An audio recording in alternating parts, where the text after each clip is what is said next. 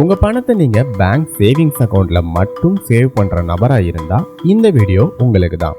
இந்த வீடியோவோட எண்ட்ல உங்களோட 10 லட்சம் ரூபாய்க்கு எப்படி 2,84,00,000 ரூபாய் இன்ட்ரெஸ்ட் வாங்குறதுன்னு தெரிஞ்சுப்பீங்க. நம்ம ஏன் இன்வெஸ்ட் பண்ணணும், எதுல இன்வெஸ்ட் பண்ணா நமக்கு சரியா இருக்கும்னு ஒரு கிளியரான ஐடியாவும் உங்களுக்கு கிடைக்கும். வாங்க வீடியோக்குள்ள போகலாம். நம்ம பணத்தை இன்வெஸ்ட் பண்ணுறதுக்கு முன்னாடி இன்வெஸ்ட் பண்ணுறதுக்கான அவசியம் என்ன அப்படிங்கிறத தெரிஞ்சுக்கணும். ஒருவேளை நம்ம பணத்தை இன்வெஸ்ட் பண்ணாமல் ஒரு பெட்டியில் பூட்டி வச்சா என்ன ஆகும்? ஒரு எக்ஸாம்பிளுக்கு 10 லட்சம் ரூபாயை 10 வருஷத்துக்கு ஒரு பெட்டியில் பூட்டி வச்சுருக்கீங்க. 10 வருஷத்துக்கு அப்புறம் அந்த 10 லட்சம் ரூபாய் என்ன ஆகும்? அது அப்படியே தானே இருக்கும் அப்படின்னு நம்ம நினைக்கலாம். ஆனால் அதோட மதிப்பு 6 லட்சம் ரூபாயாக மாறி இருக்கும். காரணம் இன்ஃப்ளேஷன். அது எப்படி 10 லட்சம் ரூபாய் 6 லட்சம் ரூபாயா மாறுச்சுன்னு தெரிஞ்சுக்க நீங்கள் இன்ஃப்ளேஷன்னா என்ன அப்படிங்கிறத கிளியராக தெரிஞ்சுக்கணும். இன்ஃப்ளேஷன்னா என்ன? இன்ஃப்ளேஷன் அப்படின்னா பணவீக்கம். அதாவது நாள் ஆக ஆக ஒரு பொருளோட விலை மட்டும் அதிகமாகிட்டே இருக்கும், ஆனால் நம்ம பணத்தோட மதிப்பு அதிகமாகாது. ஒரு உதாரணத்துக்கு 10 வருஷத்துக்கு முன்னாடி நீங்கள் ஒரு சைக்கிளை 5,000 ரூபாய்க்கு வாங்கியிருப்பீங்க.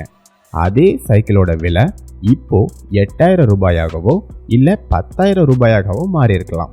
ஒருவேளை நீங்கள் 10 வருஷத்துக்கு முன்னாடி 5,000 ரூபாய் சைக்கிள் வாங்குறதுக்கு சேர்த்து வச்சிருந்து அதை வாங்காமல் இருந்துட்டு இப்போ அதே 5,000 ரூபாயை வச்சு அதே சைக்கிளை வாங்க நினச்சா உங்களால் வாங்க முடியாது. இந்த இடத்துல நீங்கள் எக்ஸ்ட்ரா 3,000 ரூபாயோ இல்லை 5,000 ரூபாயோ கொடுக்க வேண்டியது இருக்கும். இன்ஃப்ளேஷன்னால 10 வருஷத்துக்கு முன்னாடி நீங்கள் வாங்கணும்னு நினச்ச அதே சைக்கிளோட விலை மட்டும் அதிகமாகி இருக்கு, ஆனால் உங்ககிட்ட இருந்த அந்த 5,000 ரூபாயோட மதிப்பு அப்படியே தான் இருக்கு.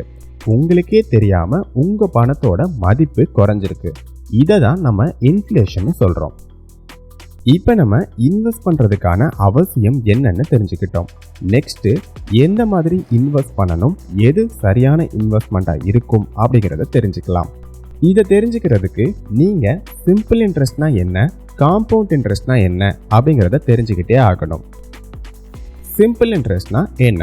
ஒரு எக்ஸாம்பிளுக்கு பேங்க்ல நீங்கள் ஒரு 10 லட்சம் ரூபாயை 10 வருஷத்துக்கு ஃபிக்ஸட் டெபாசிட்டில் இன்வெஸ்ட் பண்ணுறீங்கன்னு வச்சுக்கலாம். அந்த பேங்க் உங்களுக்கு 7% சிம்பிள் இன்ட்ரெஸ்ட் கொடுத்தா ஒரு வருஷத்துக்கு 70,000 ரூபாய் உங்களுக்கு இன்ட்ரெஸ்டாக கொடுப்பாங்க. ஒவ்வொரு வருஷமும் உங்களுக்கு 70,000 ரூபாய் இன்ட்ரெஸ்ட் கிடைக்கும் போது 10 வருஷத்தில் உங்களுக்கு மொத்தமாக 7 லட்சம் ரூபாய் இன்ட்ரெஸ்ட் கிடைக்கும். உங்களோட 10 லட்சம் ரூபாய் 10 வருஷத்தில் 17 லட்சம் ரூபாயா மாறி இருக்கும். இப்படி தான் சிம்பிள் இன்ட்ரெஸ்ட் ஒர்க் ஆகுது. நெக்ஸ்ட் காம்பவுண்ட் இன்ட்ரெஸ்ட்னா என்ன?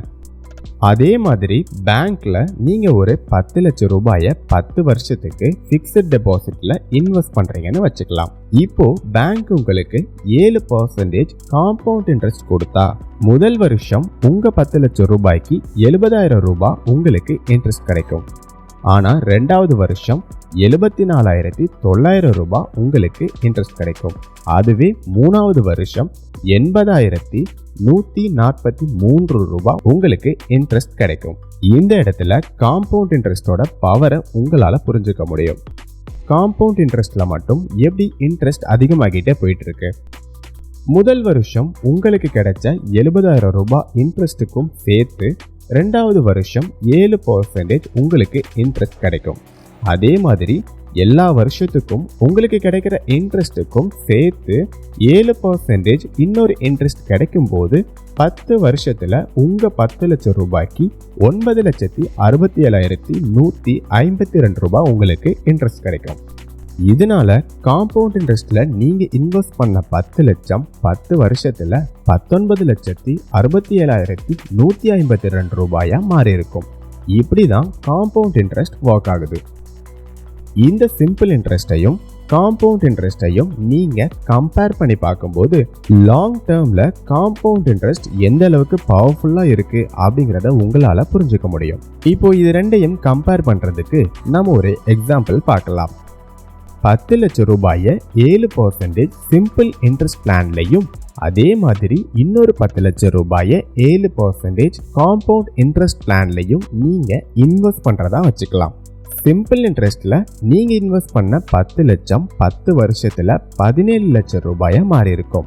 அதே 10 லட்சம் காம்பவுண்ட் இன்ட்ரெஸ்ட்ல 19,67,152 ரூபாயா மாறி இருக்கும்.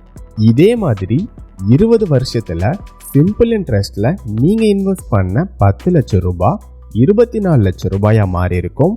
காம்பவுண்ட் இன்ட்ரெஸ்ட்ல நீங்க இன்வெஸ்ட் பண்ண 10 லட்சம் ரூபாய் 38,69,685 ரூபாயா மாறி இருக்கும். இந்த இடத்துலயே உங்களால சிம்பிள் இன்ட்ரெஸ்ட்ல இருந்து காம்பவுண்ட் இன்ட்ரெஸ்ட் எந்த அளவுக்கு ரிட்டர்ன்ஸ் கொடுக்குது அப்படிங்கிறத புரிஞ்சுக்க முடியும். இன்னுமே நம்ம லாங் டேர்ம்ல பார்த்தா இந்த காம்பவுண்ட் இன்ட்ரெஸ்ட் எந்த அளவுக்கு பவர்ஃபுல்லா இருக்கு அப்படிங்கிறத நீங்க தெரிஞ்சுப்பீங்க.